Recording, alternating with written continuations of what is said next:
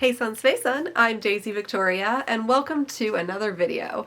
Today we are going to be doing a really cool project, which is actually a commission for a very lucky client. Now when it comes to historical costuming, my first sort of foray into the historical costuming realm was the Victorian era, back when I was a little kid. I've had a lot of fun with Victorian era clothing, both in trying to recreate something like it and in my own fashion world and fantasy costuming, just like taking elements from the Victorian era and using them to inspire something of a new creation.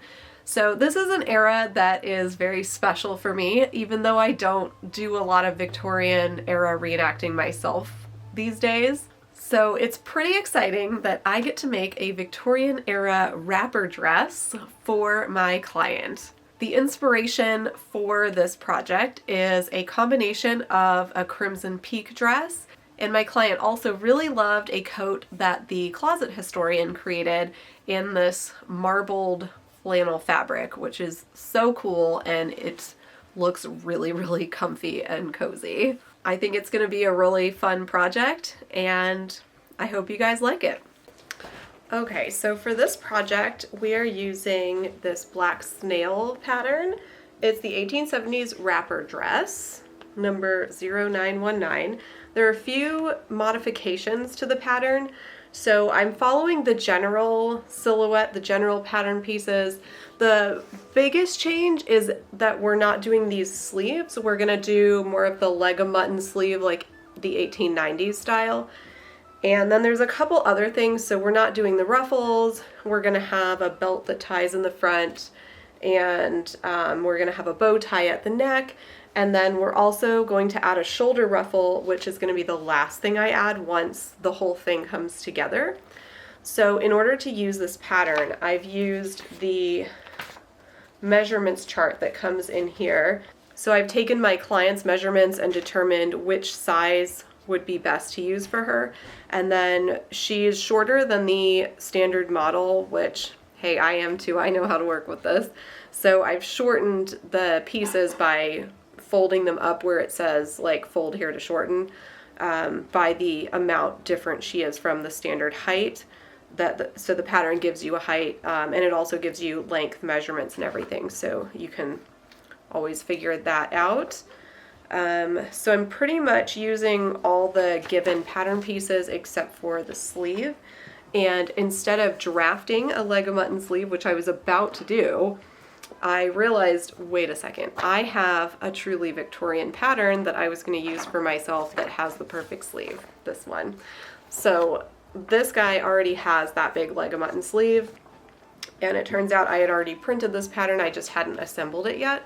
So I went ahead and assembled just the sleeve piece, and I used that to cut sleeves for my client, once again adjusting for arm length. So with a big gathered sleeve, maybe less of an issue of varying arm length, but still a little bit, right? So you definitely want to account for that.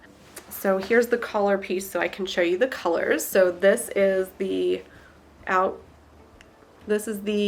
fashion fabric, or the outside fabric. I guess they're both fashion-y. This is a really cool marbled cotton flannel that my client actually found, and super cozy. So then the lining is going to be in this purple, so it'll have both of these colors like that. So I'm cutting out all the pattern pieces from lining and outside fabric, and then some of the details that I'm going to add at the end, like the ruffle and the tie pieces, are going to be cut just out of one fabric, but I'll do that at the end so I can drape those once I finish the main part of the wrapper dress.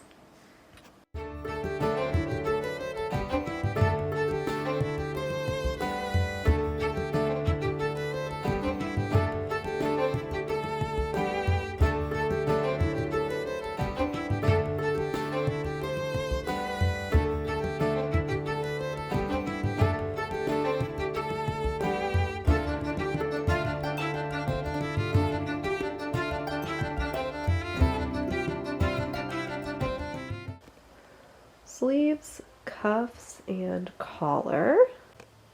back, side back, and front.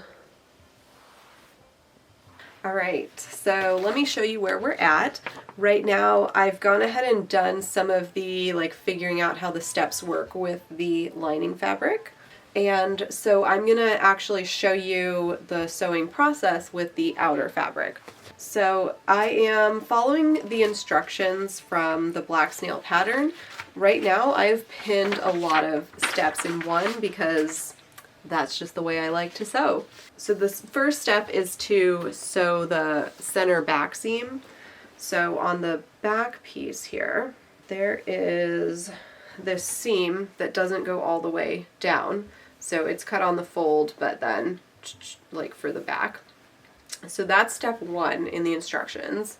Well, actually, technically it's step 2 because they tell you to flatline, and I'm not flatlining, I'm bag lining. So I'm sewing when you flatline, you sew the lining and exterior fabric together as one, kind of like what I did in my Kirsten dress. But for this type of lining, it's more of a finished look, so I'm sewing the exterior and the interior fabrics separately and then putting them together. So all that to say that's step 2 in the instructions. The next step is to join the back and side back parts. So I have pinned those already as well, back to side back and other side back to side back. Pinned those all the way down. Next step is to do the front darts. So in the front pieces I traced the darts from the pattern and now I've pinned those. So there's 2 darts in each front section, and then after that we're going to stitch the side seams, so the front onto the side back. And then what I didn't pin yet because there's a seam I have to stitch first is the shoulder seams. Now what I've also already pinned is the sleeves. So there is this big sleeve piece, but there's also the underarm sleeve piece, and I've pinned those 2 seams together on each sleeve. So after I sew those, I'll be able to gather the sleeves and gather them into the jacket, dress, coat, the fancy wrapper dress.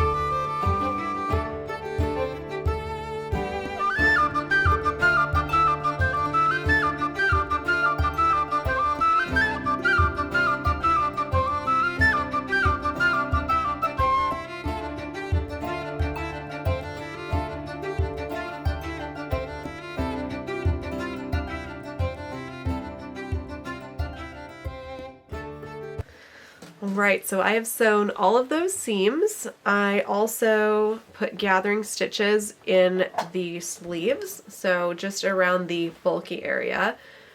To do that, I set the stitch to the longest length it can be on my machine and sewed 2 rows of stitches with no back stitch on the end. So to actually gather, I am going to pull the top 2 threads. So I'm taking the 2 that are on the top layer and pulling on them, and that creates the gathers. I'm going to do that from both sides and gradually work those in such that they're even.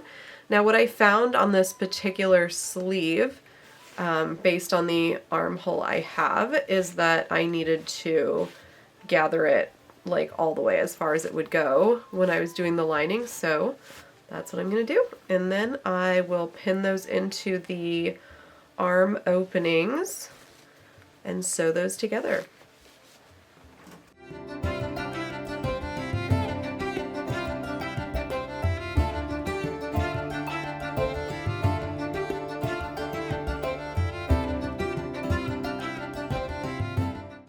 The next step I'm going to go ahead and do is the collar. So I've sewn it together, right sides together, and I'm going to clip the corners so it is easier to turn right side out.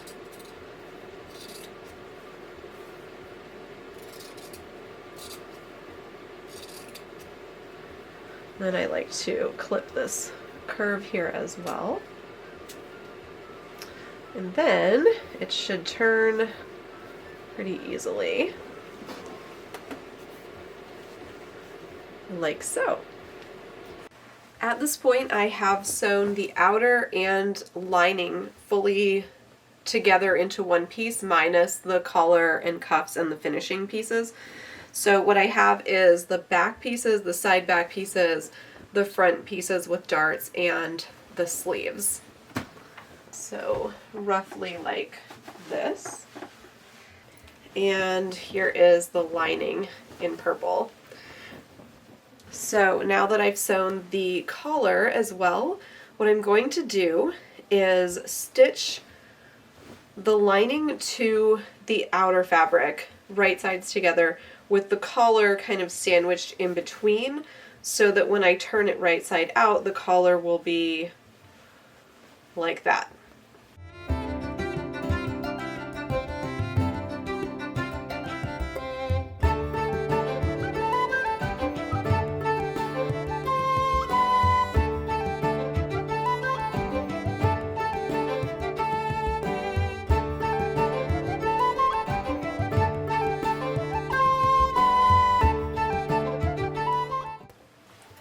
Alright, so this is now turned together and ironed. The way I turned it right side out was actually through one of the sleeves. So all the perimeter is sewn. So all down the sides and all across the hem. And that is really good. So that is all ironed now. I am working on the cuffs. So what I've done is sewn the center seam. So I'm using one set of cuffs. The pattern does have two, like an upper and a lower, but I'm just using the one.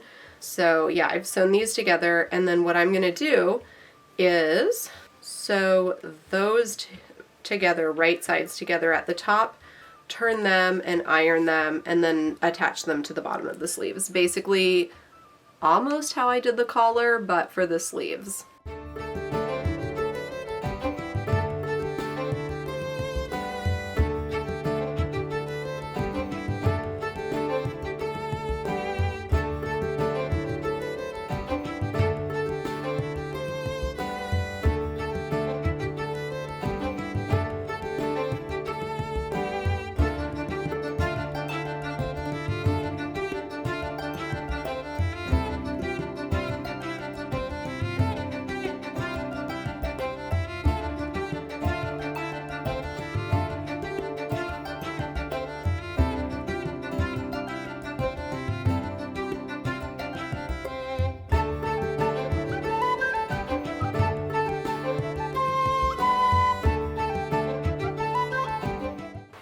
Alright, now as you're about to see behind me, I've got the coat mostly put together. So what is lacking is the ruffled cape part, the necktie, and the tie belt. The mannequin is a little bit larger than the size that I created, so she doesn't fit perfectly, but she's pretty close. Love these leg of mutton sleeves. They're so cute. In the peak of purple underneath the wine red. So I think the next thing I'm going to do is figure out sizing for all of this stuff. For the tie belt, I'm going to attach it like this and tie it roughly like that. So I'm thinking 44 inches will be good. And then I think the necktie, same deal. I'll cut them 44 inches, and then I'm thinking maybe I'll cut them 5 inches, so that includes some seam allowance. So I'll cut them 5 by 44. So 4 of those. So 2 for the belt tie and 2 for the necktie. Now for the cape portion, it's going to go around sort of like this. I am thinking that 8 inches will probably be good for its length. Maybe 9 with seam allowance, especially with these big leg of mutton sleeves. I think we probably ought to cut it 9 with seam allowance. And then we need the circumference, the inner circumference. So if I place it about here, I'm gonna want it to be about 21 inches for half of the circle. So I'm gonna do it as a big circle. So it'll be 21 plus 21, so it'll be 42 inches on the inner diameter, plus a little bit of seam allowance. So actually 43 inches inner diameter. Yeah, I could do actually 42 inches and kind of push it up a little bit more here. So if I expanded the diameter, it would go lower. If I shorten the diameter, sorry, circumference, if I expand the circumference, it would go lower. If I bring the circumference smaller, it'll go higher because this is less distance than this. So I think I'm gonna do that one 42 total for the circumference, inner circumference of the hole that's cut out, and I'm gonna do 9 inches long. So I'm gonna cut that out of both fabrics, and then I will stitch it on when I am done making it.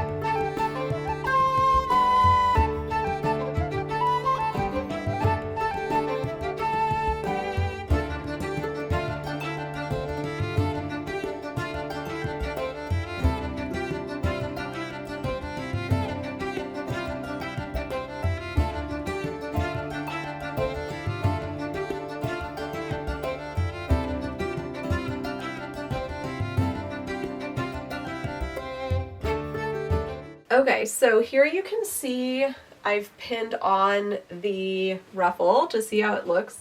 So I'm thinking it's honestly a little bit long, even with the seam allowance. So what I'm going to do is cut off about 1 inch, which is going to make it be about this length, which I think is going to go a lot better with just the size and length of the garment. And then I'm going to sew it together. So I'll show you. Basically, I just set it on here since it's flannel, it kind of sticks to itself.